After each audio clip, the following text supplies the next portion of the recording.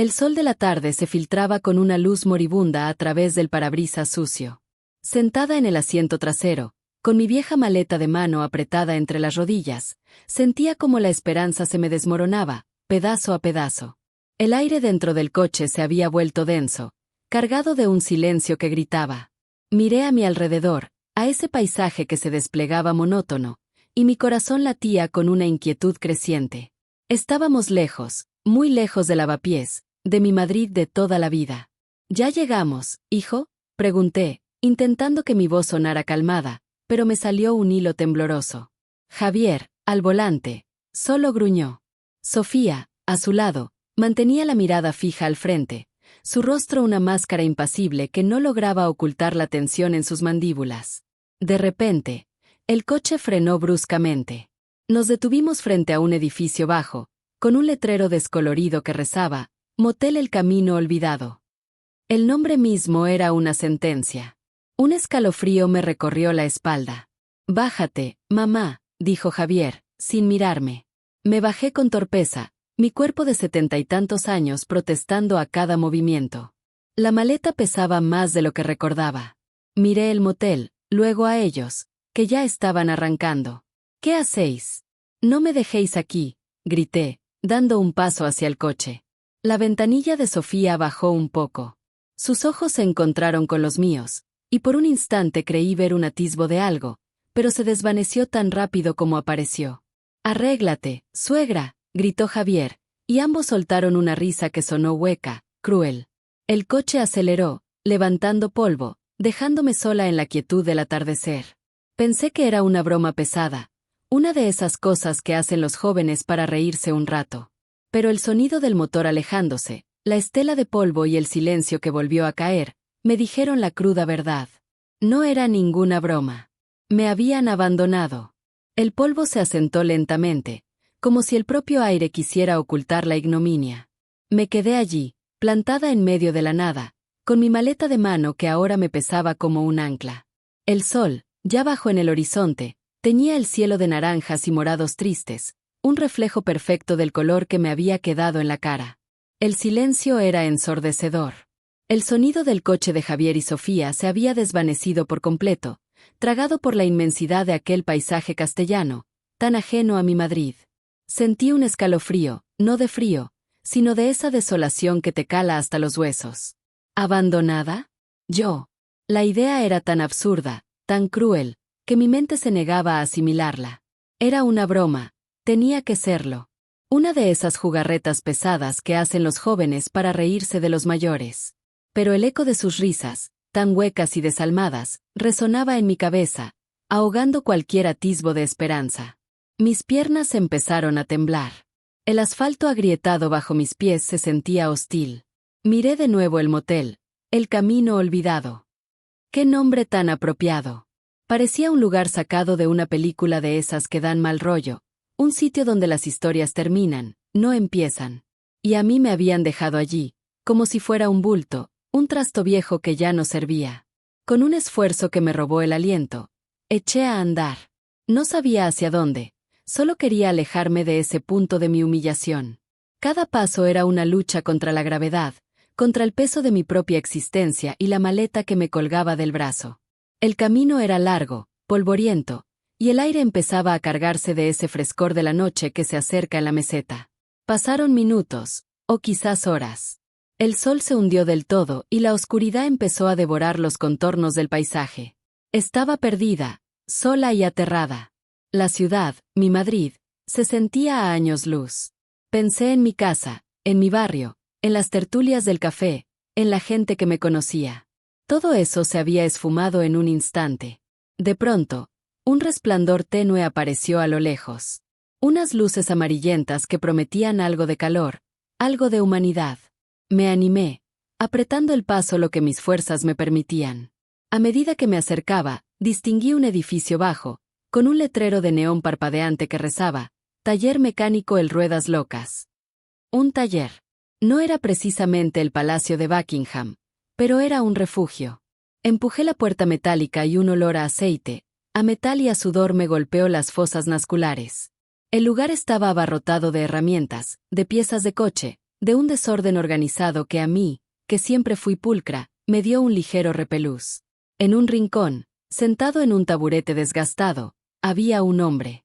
Era Ramón, o el Curro, como le conocían por allí, según me habían dicho en alguna conversación fugaz hace tiempo.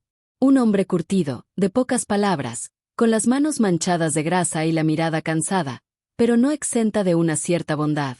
Me acerqué despacio, mi voz apenas un susurro. «Buenas noches», dije. Ramón levantó la vista, sus ojos escrutaron mi figura, mi maleta, mi estado de desaliño. No hubo sorpresa, ni preguntas. Solo un leve asentimiento. «¿Se ha perdido?», preguntó con una voz grave, rasposa, como si la hubiera usado poco. «Sí», logré decir, la garganta seca. «Me han dejado aquí». No hubo juicios, ni lástima exagerada. Ramón se levantó, se quitó un trapo de las manos y me hizo un gesto con la cabeza hacia una puerta al fondo del taller. «Hay una cama. Y algo de comer. Si quiere pasar la noche». Era lo único que necesitaba oír. La gratitud me inundó, tan fuerte que casi me hizo llorar. Entré en la pequeña habitación. Era sencilla, austera, pero estaba limpia. Había una cama con un colchón fino, una mesita y una silla.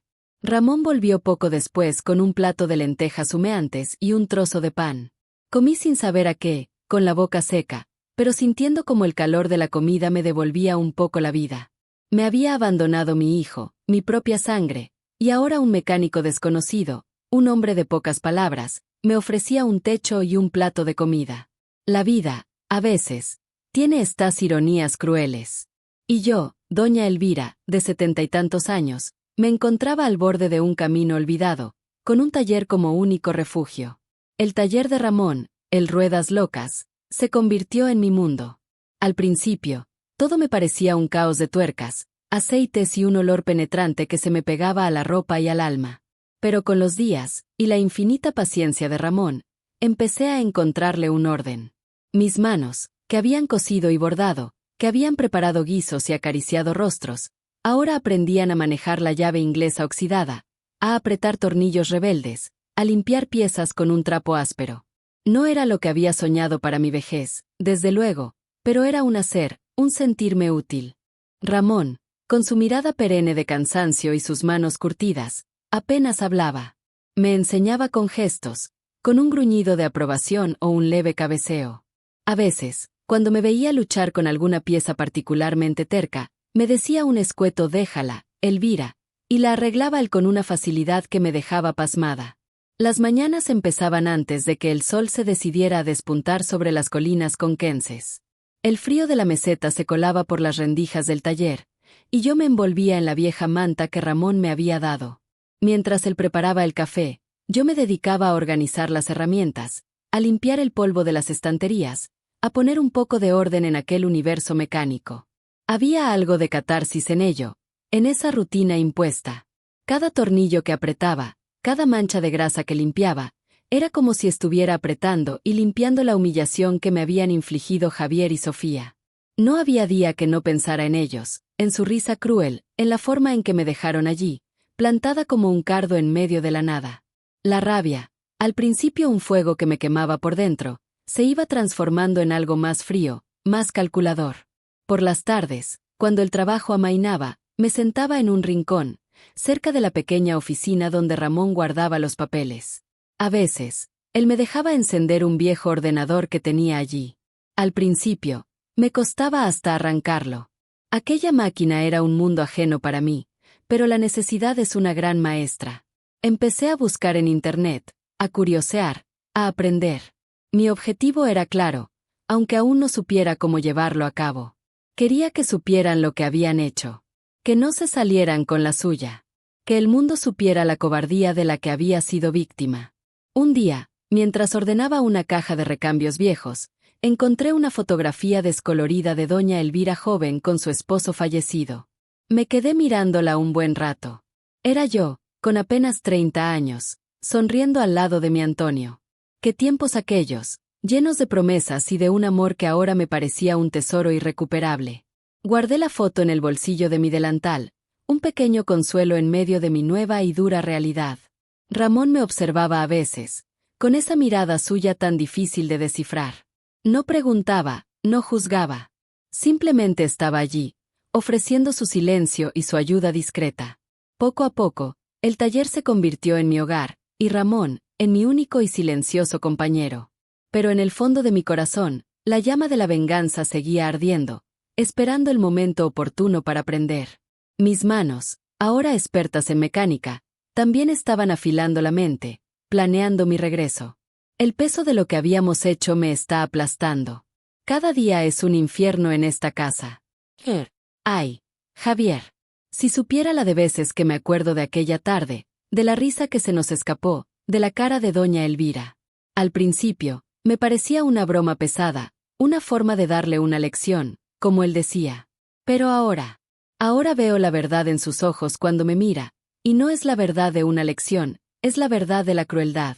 Por las mañanas, antes de que el sol se atreva a asomarse por el ensanche de Vallecas, ya estoy despierta.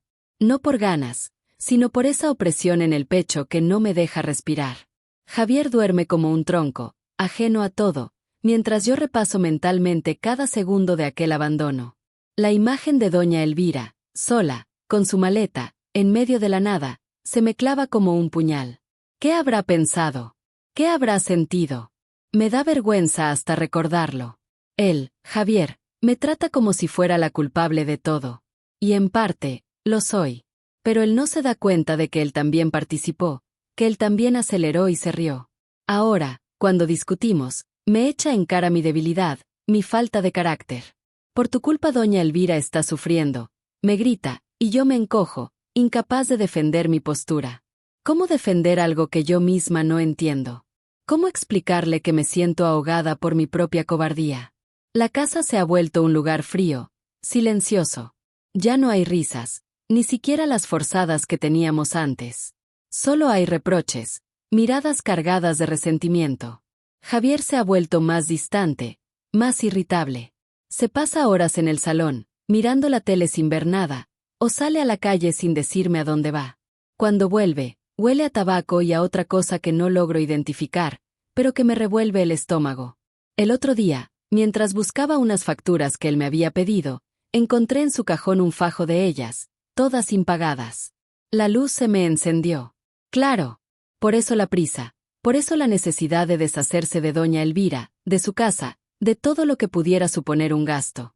No era una broma, era una jugada desesperada para salvar su pellejo. Y yo, tonta de mí, le seguí la corriente. Me siento tan sola. Elena, mi vecina, me mira con pena cada vez que nos cruzamos en el portal. Intenta sacarme conversación, preguntarme cómo estoy, pero yo solo consigo balbucear monosílabos. ¿Qué le voy a decir? ¿Que mi marido me ha convertido en una cómplice de un acto vil? ¿Que me siento sucia por dentro? No puedo. No debo. A veces, me miro al espejo y no me reconozco. Veo una mujer asustada, con ojeras profundas y una mirada perdida. La Sofía de antes, la que tenía ilusiones, la que creía en el amor, ha desaparecido. Se ha quedado en aquel motel, junto a doña Elvira, abandonada en la cuneta. Javier cree que soy tonta, que no me entero de nada. Pero yo me estoy dando cuenta de muchas cosas. Me estoy dando cuenta de la clase de hombre que tengo al lado, de la clase de vida que me espera si sigo así.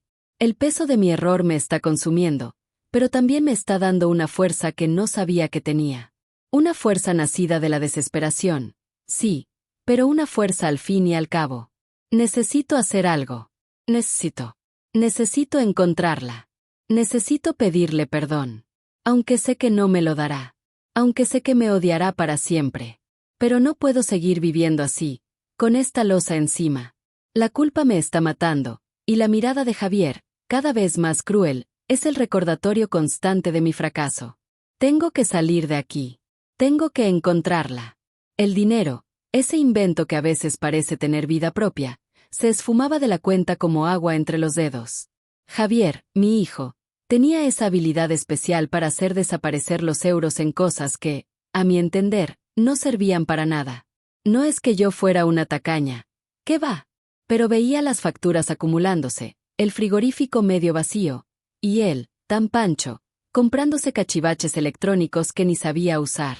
Para el negocio, Decía con una sonrisa que no me convencía nada. El negocio, según él, era el mismo, su ego desmedido, su necesidad de aparentar lo que no era. Mientras tanto, Sofía, mi nuera, se movía por la casa como un fantasma. La veía con esa mirada perdida, con las ojeras marcadas, y me daba una pena terrible. Intentaba hablar con ella, preguntarle si todo iba bien, pero ella solo meneaba la cabeza y soltaba un suspiro que me helaba la sangre. Sabía que algo no iba bien, que la situación era insostenible, pero yo, doña Elvira, a mi edad, con la salud ya no tan fuerte, ¿qué podía hacer? Estaba a kilómetros de distancia, en un lugar que no era mi hogar, y mi hijo, el que debía cuidarme, se gastaba el dinero en tonterías mientras su mujer se consumía. Recuerdo una tarde en particular. Estaba sentada en el sofá, intentando coser un botón de una blusa vieja, cuando oí a Javier al teléfono. Gritaba, se reía, hablaba de un coche nuevo, de un viaje a no sé dónde. Y yo pensaba, ¿y la compra? ¿Y la luz? ¿Y si se pone enferma Sofía? Pero él, ajeno a todo, solo pensaba en sus caprichos. Era como si viviera en otra realidad, una realidad donde el dinero era infinito y los problemas no existían. Esa noche, la cena fue escasa. Un plato de pasta sin nada especial. Sofía apenas probó bocado. Javier, en cambio, se quejaba de que la comida no era lo suficientemente buena. ¡Qué descaro! Yo, que había pasado años cocinando para ellos, que había hecho malabares para que la despensa nunca estuviera vacía, me sentía impotente. Sentía una rabia sorda, un fuego que me quemaba por dentro. No por mí, sino por Sofía. Por esa mujer que, a pesar de todo, seguía ahí, aguantando la crueldad de su marido, la indiferencia de su suegro. Miraba por la ventana el cielo oscuro de Cuenca. Las estrellas parecían burlarse de mi situación. Pensaba en Madrid, en mi casa, en mi vida de antes. Una vida donde, aunque no sobraba el dinero, nunca faltaba lo esencial. Una vida donde el respeto y el cariño existían. Ahora, todo eso parecía un sueño lejano. Mi hijo, el mismo que me dio la vida, me había dado la espalda. Y yo, doña Elvira, con mis 70 y tantos años, me veía obligada a depender de la bondad de unos desconocidos, mientras él se daba la gran vida a costa de lo que era de todos. El egoísmo de Javier era un pozo sin fondo. No veía el sufrimiento de Sofía, no veía la precariedad del hogar, solo veía sus propios deseos. Y yo, desde mi exilio forzoso, solo podía observar, con el corazón encogido, cómo mi propio hijo se convertía en un monstruo insensible. Era una situación desesperante, una pesadilla de la que no sabía cómo despertar. Pero en el fondo de mi alma, algo se removía. Una pequeña llama de esperanza, o quizás de resentimiento, empezaba a arder. Algo me decía que esto no podía acabar así. Que la justicia, de alguna manera, tenía que prevalecer. El peso de lo que habíamos hecho me estaba ahogando. Cada día, el silencio en el apartamento del ensanche de Vallecas era más denso, más asfixiante. Javier, mi marido, se movía por la casa como un rey en su propio reino, ajeno a mi tormento.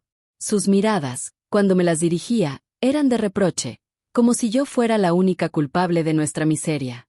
Y yo, sumisa, aguantaba. Pero el remordimiento me carcomía por dentro, una herida abierta que supuraba culpa. La imagen de doña Elvira, sola, en aquella carretera perdida cerca de Cuenca, me perseguía sin descanso. ¿Qué habrá pensado? ¿Qué habrá sentido al vernos marchar? Me daba un asco terrible pensar en mi propia cobardía. Javier no hacía más que empeorar las cosas. Me culpaba de todo, de su frustración, de sus fracasos. Por tu culpa, Elvira está sufriendo, me gritaba, y yo me encogía, incapaz de articular una defensa. ¿Cómo iba a defender algo que yo misma no entendía del todo? ¿Cómo explicarle que me sentía atrapada, ahogada por mi propia debilidad? La casa, que antes era nuestro hogar, se había convertido en una cárcel helada. Ya no había risas, ni siquiera las forzadas que intentábamos mantener. Solo quedaban reproches, miradas cargadas de resentimiento. Javier se había vuelto más distante, más irritable. Pasaba horas frente a la televisión, sin ver nada, o salía a la calle sin decirme a dónde iba. Cuando volvía, olía a tabaco y a algo más, un perfume barato que me revolvía el estómago. El otro día, Buscando unas facturas que él me había pedido, encontré en su cajón un montón de ellas, todas impagadas. De repente, todo cobró sentido. Claro. Por eso la prisa, por eso la necesidad de deshacerse de doña Elvira, de su casa, de todo lo que pudiera suponer un gasto. No era una broma, era una jugada desesperada para salvar su pellejo. Y yo, tonta de mí, le había seguido la corriente. Me sentía tan sola. Elena, mi vecina, me miraba con una pena que me dolía más que cualquier palabra. Intentaba sacarme conversación, preguntarme cómo estaba, pero yo solo conseguía balbucear monosílabos. ¿Qué le iba a decir? ¿Que mi marido me había convertido en cómplice de un acto tan vil? ¿Que me sentía sucia por dentro? No podía. No debía. A veces, me miraba al espejo y no me reconocía. Veía una mujer asustada, con ojeras profundas y una mirada perdida. La Sofía de antes, la que tenía ilusiones, la que creía en el amor, había desaparecido. Se había quedado en aquel motel, junto a doña Elvira, abandonada en la cuneta. Javier creía que era tonta, que no me enteraba de nada. Pero yo me estaba dando cuenta de muchas cosas. Me estaba dando cuenta de la clase de hombre que tenía al lado, de la clase de vida que me esperaba si seguía así. El peso de mi error me estaba consumiendo, pero también me estaba dando una fuerza que no sabía que tenía. Una fuerza nacida de la desesperación, sí, pero una fuerza al fin y al cabo. Tenía que hacer algo. Tenía que encontrarla. Cogí el teléfono móvil que Javier me había regalado, ese trasto con tantas funciones que apenas usaba. Me temblaban las manos mientras tecleaba en el buscador, Doña Elvira Rojas. Aparecieron algunos resultados, pero ninguno que me diera la información que necesitaba. Seguí buscando, navegando por internet sin rumbo fijo, con la esperanza de encontrar alguna pista, algún rastro de ella. Los días pasaban y yo seguía en esa búsqueda infructuosa, cada vez más desesperada. El remordimiento era una sombra constante, y la crueldad de Javier, un recordatorio diario de mi propia cobardía. Ramón, con esa paciencia que solo dan los años y una vida dedicada a arreglar lo que otros rompen, me señaló la pantalla. Era un cacharro viejo, de esos que ya no se ven, con letras enormes y un ratón que se movía con la torpeza de un burro. Mira, doña, dijo con su voz grave, esto es la ventana al mundo. Si quieres saber algo, aquí lo buscas. Yo, que hasta entonces mi mayor tecnología había sido el teléfono fijo de la cocina, me quedé mirando aquello como si fuera un ovni. Me daba un poco de cosa, la verdad. Yo, con mis casi 80 años, ¿a meterme en esas cosas de internet? Pero la rabia que llevaba dentro, el recuerdo de aquella risa de Javier y Sofía al dejarme allí, era más fuerte que el miedo. Ramón, sin decirme nada, me sentó delante. Me explicó lo del ratón, cómo moverlo, cómo hacer clic. Al principio, era un desastre. El cursor saltaba por la pantalla como un saltamontes, abría programas que no sabía ni que existían, cerraba ventanas de golpe. Ramón se reía, pero sin malicia, solo con esa gracia que tienen los que saben que las cosas llevan su tiempo. Paciencia, doña, paciencia. Esto no es coser un punto, esto es más complicado, pero se puede, seguro que se puede. Y así, día tras día, en ese taller con olor a aceite y a metal, fui aprendiendo. Ramón me ponía delante el viejo ordenador y me dejaba trastear. Me enseñó a buscar, a meter palabras clave. Al principio, solo buscaba cosas sencillas, recetas de cocina, el tiempo que hacía en Madrid. Pero pronto, mi objetivo cambió. Quería saber qué pasaba con ellos, qué hacían, si se acordaban de mí. Un día, me armé de valor y tecleé su nombre, Javier Martín. Aparecieron un montón de cosas, noticias de negocios que fracasaban, fotos de fiestas a las que yo no había ido. Pero lo que me heló la sangre fue encontrar un pequeño artículo de un periódico local de Madrid. Hablaba de problemas económicos, de deudas, de un posible embargo. Y ahí, entre líneas, se insinuaba que la prisa por vender mi casa, por deshacerse de mí, había tenido un motivo mucho más oscuro que el que me habían contado.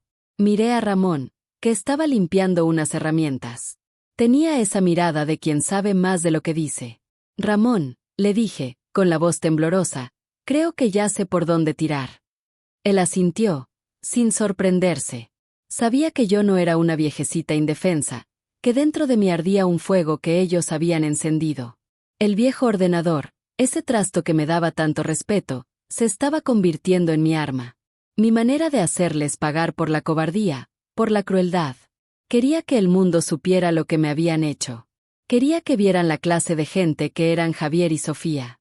Mi venganza se estaba gestando, lenta pero segura, detrás de esa pantalla polvorienta. El teléfono móvil de Sofía, ese cacharro que Javier me regaló y que yo apenas sabía usar, se había convertido en mi obsesión. Llevaba días con él, intentando que me saliera algo, alguna pista de doña Elvira. 52 llamadas. 52 veces que el corazón se me encogía al escuchar el tono de espera, o peor, el buzón de voz.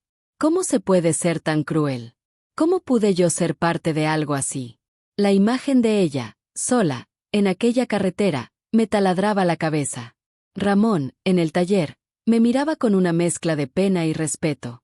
Él sí que sabía lo que era la vida dura, lo que era ganarse cada día. Me había enseñado a manejar el ordenador, a buscar, a no rendirme. Paciencia, doña, me decía, la verdad siempre sale a flote, solo hay que saber buscarla. Hoy era el día. Lo sentía en los huesos. Volví a marcar el número. El mismo tono. 1, 2, 3. Un sonido distinto. Un carraspeo. ¿Diga? La voz era cansada, áspera, como si llevara años sin usarla. Sentí un escalofrío. Era ella. Doña Elvira. Mi garganta se cerró. Me temblaba todo el cuerpo. ¿Doña Elvira? Logré decir, con un hilo de voz. Silencio. Un silencio cargado de años de dolor, de traición. Podía sentirla al otro lado, sopesando, decidiendo si merecía la pena responder. ¿Quién es? Repitió, más firme esta vez. Soy Sofía. Sofía, doña. Su nuera. Otro silencio. Más largo. Imaginaba sus ojos, los mismos que me miraron con tanta decepción aquel día, ahora fijos en algún punto invisible, cargados de una tristeza infinita. Sofía dijo, y su voz sonaba a ceniza. ¿Qué quieres? Las lágrimas empezaron a rodar por mis mejillas sin control. No podía parar. Eran las lágrimas de todos estos meses, de todo el infierno que vivía. Doña, por favor. Lo siento tanto. No sabe cuánto lo siento. ¿Lo sientes? Su risa fue un sonido seco, sin alegría alguna. ¿Ahora lo sientes? ¿Después de todo? ¿Después de dejarme tirada como a un perro en medio de la nada? Él me obligó. Yo no quería, doña. Se lo juro. Me amenazó. Basta. Su voz se elevó, cortante. No quiero oír tus excusas. No quiero oír tus mentiras. ¿Sabes dónde he estado? ¿Sabes lo que he pasado? Lo imagino, doña. Y me da tanta vergüenza. Me siento tan sucia por lo que hicimos. Javier me trata fatal, me culpa de todo. Me dice que por mi culpa usted sufre. ¿Y tú qué creías? ¿Que esto iba a quedar así? ¿Que te ibas a salir con la tuya? No, doña, no. Por eso la llamo. Quiero arreglarlo. Quiero ayudarla. Por favor, dígame qué puedo hacer. ¿Ayudarme? Repitió, con un deje de ironía amarga. ¿Ahora quieres ayudarme? Tarde te has acordado, hija. Muy tarde. Sentí una punzada de rabia mezclada con la desesperación. No me hable así. Yo me arrepiento. Me arrepiento cada día. El arrepentimiento no borra el daño hecho, Sofía. El daño está hecho. Y tú fuiste parte de él. Por favor, doña Elvira. Escúcheme. Necesito que me escuche. No puedo más con esto. La vida con Javier es un infierno. Él me está destrozando. Me trata como a la mierda. Bienvenida al club, dijo, con una frialdad que me heló la sangre. Colgó. El pitido final resonó en mis oídos como un portazo. Me quedé con el teléfono en la mano, temblando, derrotada. Pero algo dentro de mí, una pequeña llama de esa misma fuerza que Ramón me estaba ayudando a encender, se negó a apagarse. No me iba a rendir. No todavía. Las palabras de Sofía, atropelladas y ahogadas por las lágrimas, resonaban en el pequeño taller de Ramón. Llevaba 2 años sin saber de ella, 2 años de soledad y humillación en aquel rincón de Cuenca, y ahora, de repente, El teléfono móvil de Sofía, ese cacharro que apenas sabía manejar, escupía una torrente de arrepentimiento y desesperación. Doña Elvira, por favor, escúcheme, suplicaba al otro lado de la línea, su voz quebrada como un cristal a punto de estallar. No puedo más, le juro que no puedo más. Es un monstruo. Me trata peor que a un perro. Me ha quitado todo, me humilla cada día, me dice que soy la culpable de todo, de que usted esté así, de que él sea un fracasado. Mi corazón, curtido por el frío de aquel abandono, por la noche interminable a la intemperie frente a aquel motel de mala muerte, apenas se inmutaba. Escuchaba, sí, pero sentía como si escuchara a una extraña, a alguien ajeno a mi dolor. Las palabras de Sofía llegaban a mí, pero no me calaban. Eran como gotas de agua sobre una piedra ya erosionada por el tiempo y la amargura. Era un infierno, repetía Sofía, y yo pensaba en el infierno que me habían preparado ellas dos, la nuera y su madre, con esa cobardía cruel. Me hizo una burla terrible, decía Sofía, y yo recordaba su risa, la de ambas, mientras aceleraban, dejándome a kilómetros de mi hogar, como si fuera un trasto inservible. Lo siento, doña Elvira, de verdad que lo siento, insistía. Fui una cobarde, una estúpida. Me dejé llevar por el miedo, por las amenazas de Javier. Él me dijo que si no hacía lo que él quería, nos arruinaría a todos, que nos dejaría en la calle. Y yo le creí. Fui una cobarde. Un atisbo de algo que no era compasión, sino una fría determinación, empezó a agitarse en mi interior. Veía en sus palabras no una disculpa, sino una confesión. Una admisión de culpa que, por fin, podía servir a un propósito. La vida con Javier era un infierno, decía. Y él la estaba tratando como basura por lo que me hizo. Ahí estaba. La justicia empezaba a asomar, no como una venganza ciega, sino como la lógica consecuencia de sus actos. Me habían hecho una broma, una crueldad innecesaria, y ahora, ella, la que había sido cómplice, venía a pedir perdón. Pero yo ya no buscaba perdón. Buscaba algo más. Buscaba que pagaran. ¿Qué quieres de mí, Sofía? Pregunté finalmente, mi voz seca, sin rastro de la emoción que seguramente ella esperaba. Mi corazón, aunque duro, latía con una nueva fuerza. La humillación sufrida, el abandono, el frío de aquella noche, todo se había transformado en una energía contenida, lista para ser liberada. Ya no era la anciana indefensa. Era doña Elvira, y tenía un plan. Las palabras de Sofía, su desesperación, eran la pieza que me faltaba. La oportunidad que había estado esperando. La justicia, al fin, iba a llamar a su puerta.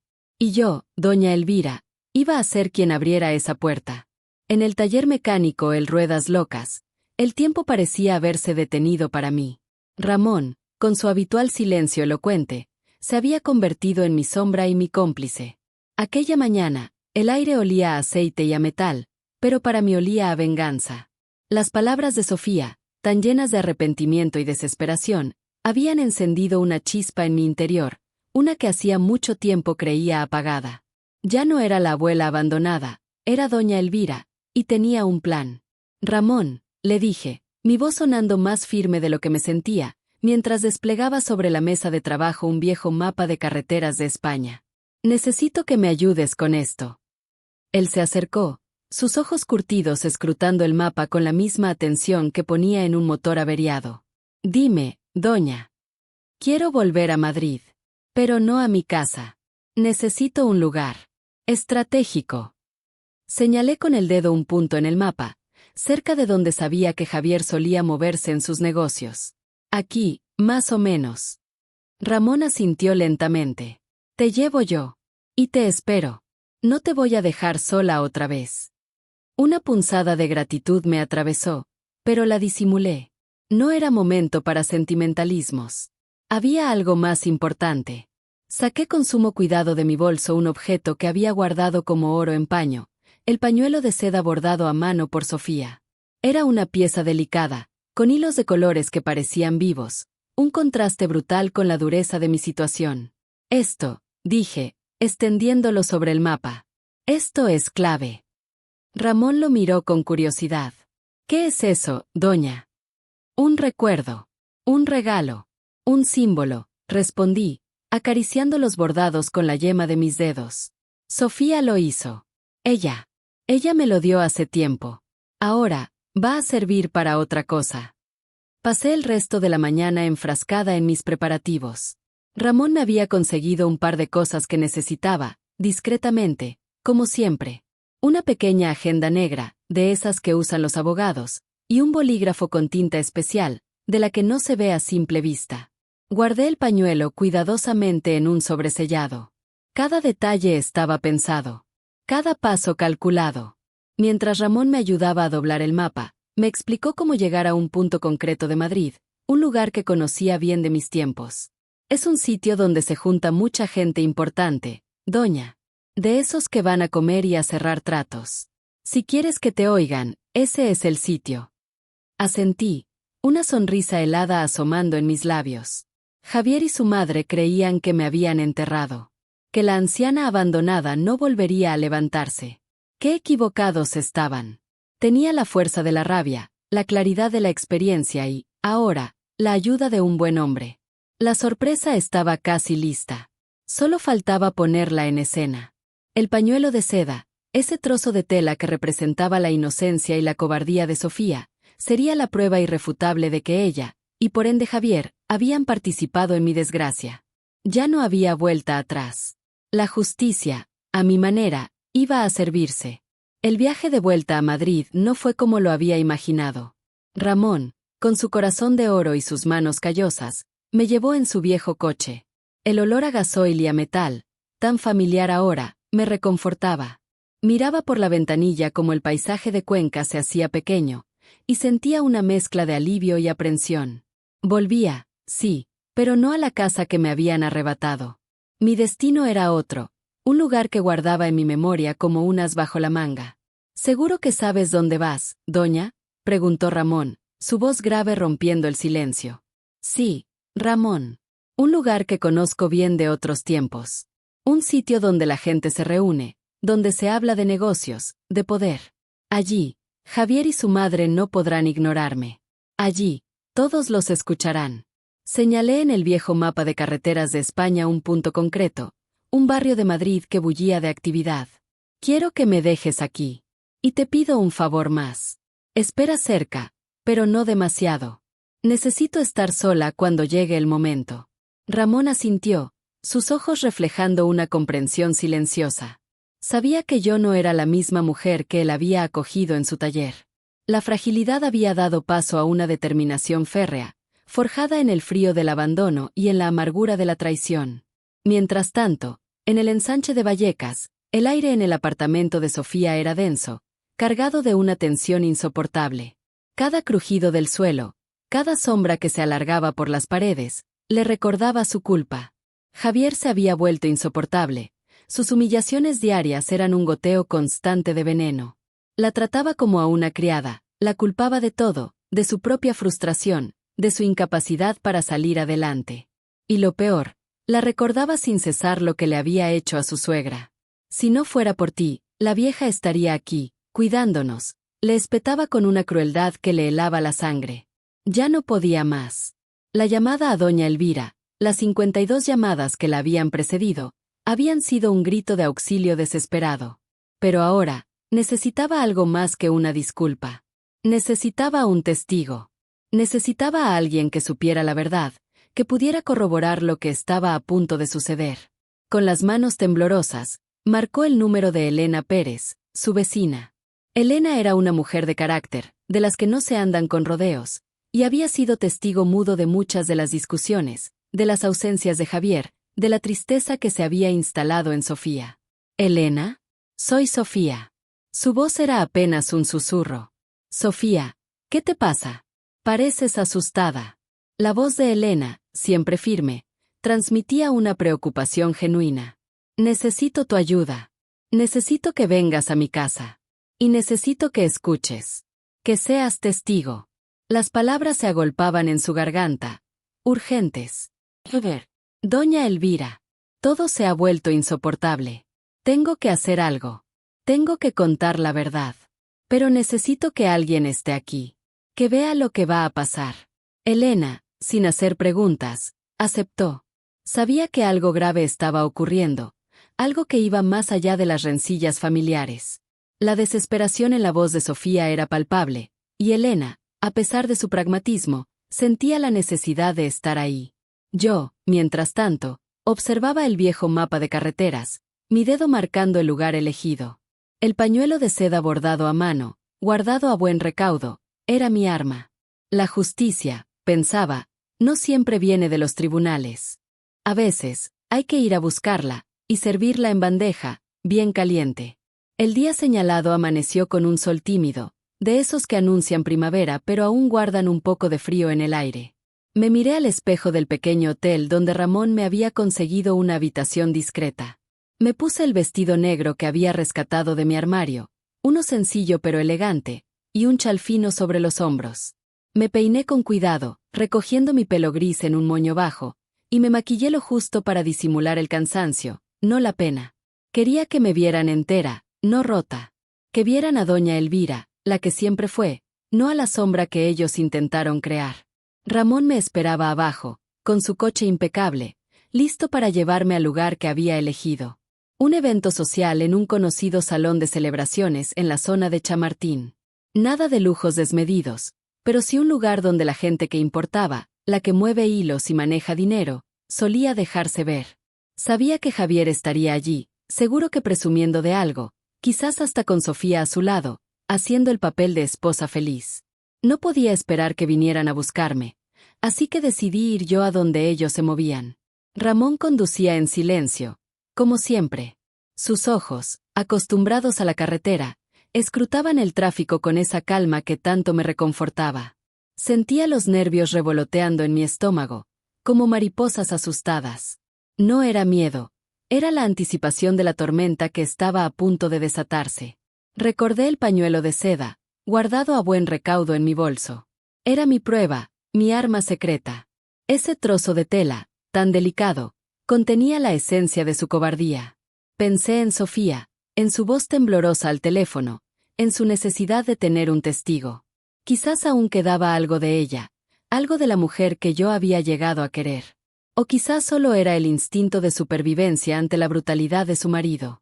Fuera lo que fuera, yo estaba allí para hacer justicia, mi justicia. Al llegar, Ramón me dejó en la entrada, a unos metros de donde la gente entraba y salía.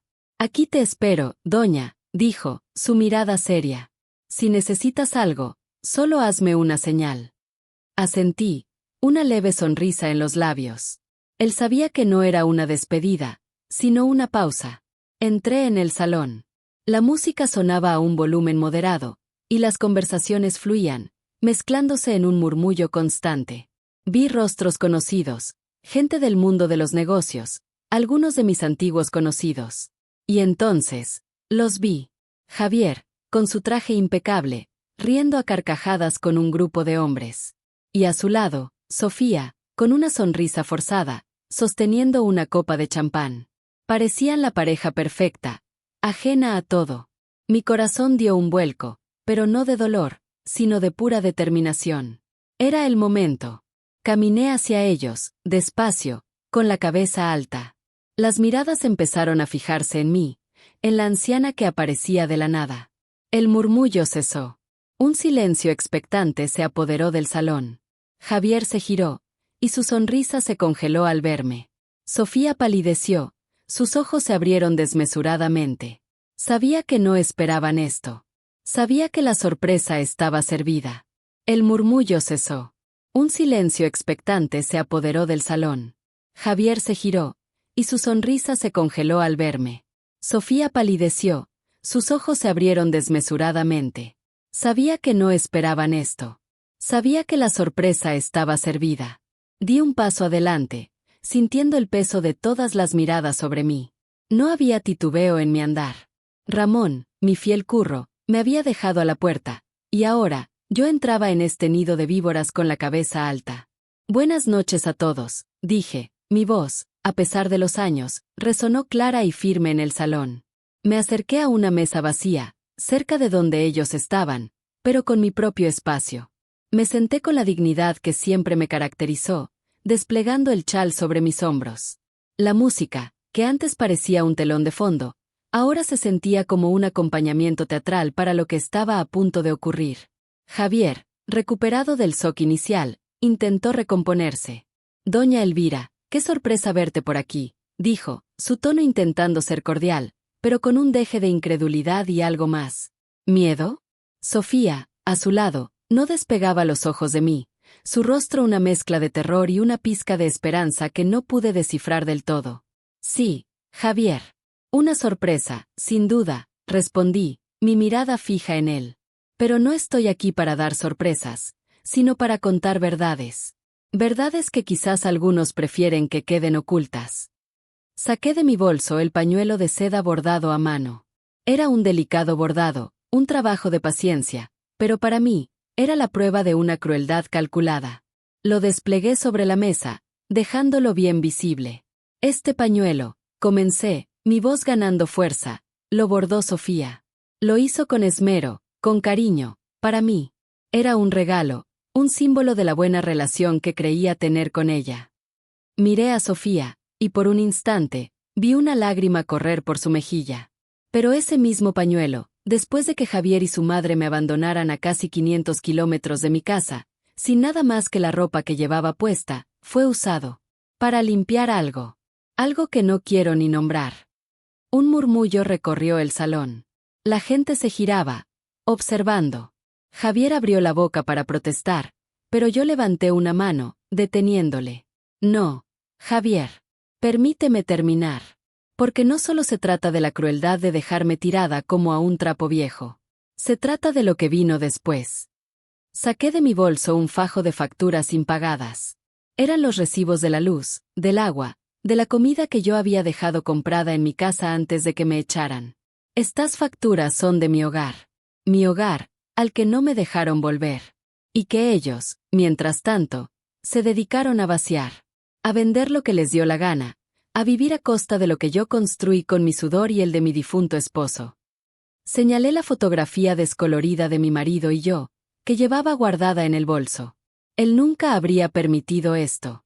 Él, que era un hombre de principios. La tensión en el ambiente era palpable. Las miradas de los invitados pasaban de Javier a Sofía, y luego a mí. Javier, con el rostro encendido, intentaba interponerse. «Basta ya, doña Elvira. Esto es una vergüenza». «La vergüenza, Javier, la tenéis vosotros», repliqué con calma. «Yo solo estoy contando lo que pasó. Y tengo más. Tengo pruebas de cómo me tratasteis, de cómo me humillasteis. Y también tengo testigos». Miré hacia la entrada, y ahí estaba Elena, observándome con una expresión seria. Sofía la había llamado. Mi corazón se sintió un poco más ligero al verla. Testigos que vieron y oyeron mucho de lo que ocurrió.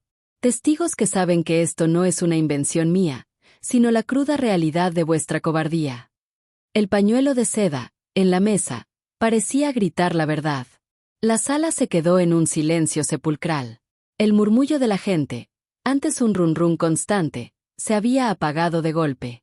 Mis ojos, que habían visto tanto dolor y tanta injusticia, se fijaron en Sofía.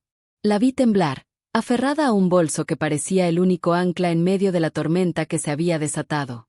Javier, mi hijo, estaba a mi lado, su rostro una máscara de incredulidad y furia contenida. No podía creer lo que estaba oyendo, o quizás, no quería creerlo.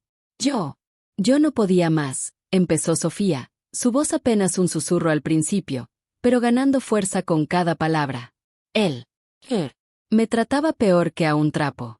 Cada día era una humillación, una burla. Me culpaba de todo, de sus fracasos, de su mal humor, incluso de lo que le hizo a usted. La mención de mi abandono hizo que un escalofrío me recorriera la espalda.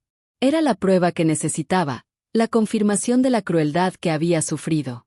No era solo mi dolor, era el suyo también, y ahora, ante todos, se desmoronaba la farsa que habían construido.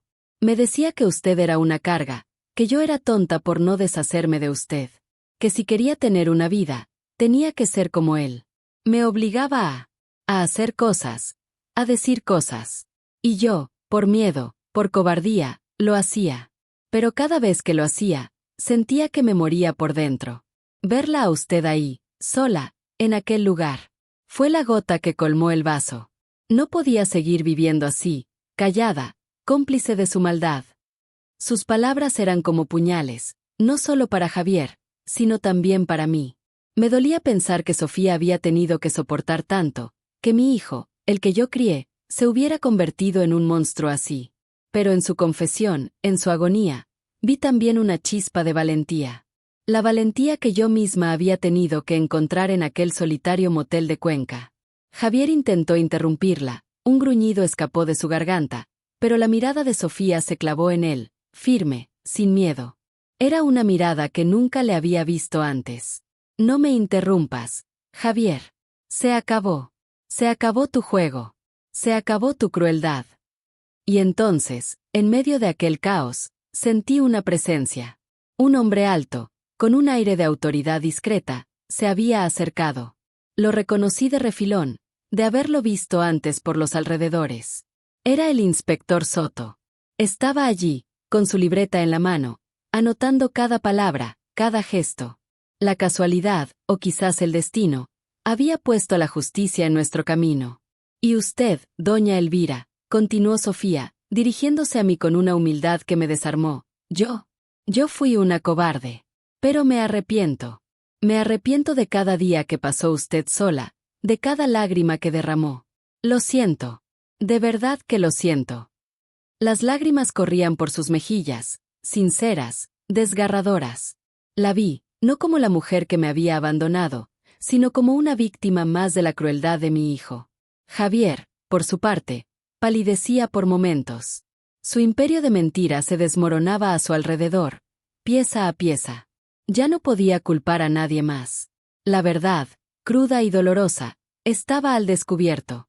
El inspector Soto, con su mirada analítica, parecía absorber cada detalle. Sabía que este era el momento decisivo, el punto de inflexión.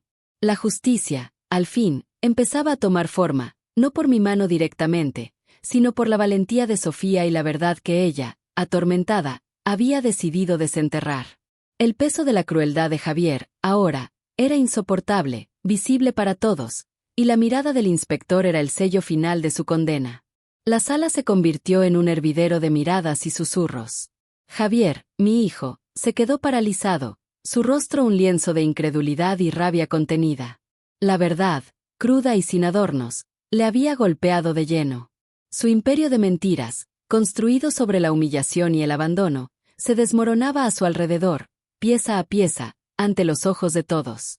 Ya no había excusas, ni culpas que desviar. La mirada del inspector Soto, fija en él, era un peso insoportable, un presagio de lo que vendría. Sofía, mi nuera, se irguió. La cobardía que la había atenazado durante tanto tiempo se había disipado, reemplazada por una fuerza inesperada. Sus lágrimas, antes de remordimiento, ahora parecían de liberación. Se giró hacia mí, y en sus ojos vi un atisbo de arrepentimiento sincero, un reconocimiento tardío del daño causado. Lo siento, doña Elvira, repitió, su voz firme, sin el temblor de antes. Fui una cobarde, pero me arrepiento. Me arrepiento de todo. El inspector Soto cerró su libreta. Su gesto, parco pero decidido, anunciaba el fin de la farsa. Se acercó a Javier, y las pocas palabras que intercambiaron, bajas y graves, sellaron su destino. La justicia, esa que yo tanto había anhelado y que parecía inalcanzable, había llegado. No fue un grito de venganza lo que resonó en aquel salón, sino el eco de la verdad desvelada, un sonido mucho más potente y definitivo. Mientras los agentes se llevaban a Javier, sentí un peso menos sobre mis hombros. No era la alegría desbordante de una victoria, sino la serena satisfacción de haber recuperado mi dignidad. Las cicatrices del abandono y la humillación seguirían ahí, en mi memoria, pero ya no me definían. Había sobrevivido, y más importante aún, había hecho justicia. Sofía se acercó a mí con timidez. Ya no era la mujer sumisa y asustada que me había abandonado. En su mirada había una nueva luz, la de alguien que ha decidido tomar las riendas de su propia vida. ¿Qué va a hacer ahora?, le pregunté, mi voz teñida de una curiosidad genuina. No lo sé todavía, respondió con sinceridad. Pero sé que no volveré a ser la que era. Él me ha destruido muchas cosas, pero también me ha enseñado lo que no quiero ser. Necesito tiempo, doña Elvira. Tiempo para curarme y para encontrar mi propio camino. Asentí. Comprendía su necesidad de empezar de cero. La vida que había compartido con Javier era un infierno, y liberarse de él era el primer paso hacia la salvación. Elena, que había permanecido en un discreto segundo plano, se acercó y posó una mano reconfortante en el hombro de Sofía. Vi en ese gesto una promesa de apoyo, una nueva alianza forjada en la adversidad. Ramón, mi fiel curro, me esperaba fuera, apoyado en su viejo coche. Su presencia silenciosa era un bálsamo. Me miró con sus ojos profundos, y en su mirada vi el reconocimiento de mi lucha. No necesitábamos palabras. Subí al coche, sintiendo el familiar olor a aceite y metal de su taller. El viaje de regreso a Cuenca fue tranquilo, un remanso de paz después de la tormenta. De vuelta en el taller mecánico El Ruedas Locas, la rutina me acogió como un abrazo cálido. Mis manos, que habían sido testigos de la crueldad, ahora se dedicaban a tareas sencillas, a devolverle el orden a las cosas. Ayudaba a Ramón, charlaba con él de lo humano y lo divino, y poco a poco, sentía que mi alma se recomponía. La vida que había construido en Cuenca, lejos del lujo y las apariencias, era una vida real, honesta. Javier, por su parte, enfrentaba las consecuencias de sus actos. La noticia de su detención corrió como la pólvora. Su reputación, tan cuidadosamente cultivada, se hizo añicos. La vida que tanto había despreciado, la de la dignidad y el trabajo honrado, le resultaba ahora inalcanzable. Sofía, al cabo de un tiempo, me llamó. Su voz era diferente, más segura. Me contó que había decidido separarse de Javier y que estaba buscando un nuevo empleo, lejos de Madrid. Me habló de un posible futuro, de un camino que quería recorrer sola, con la cabeza alta. Me pidió perdón una vez más, y esta vez, la acepté. Mi venganza no había sido con odio, sino con la fría y certera justicia de la verdad. Había expuesto la crueldad, la cobardía, y había permitido que cada uno recogiera lo que había sembrado.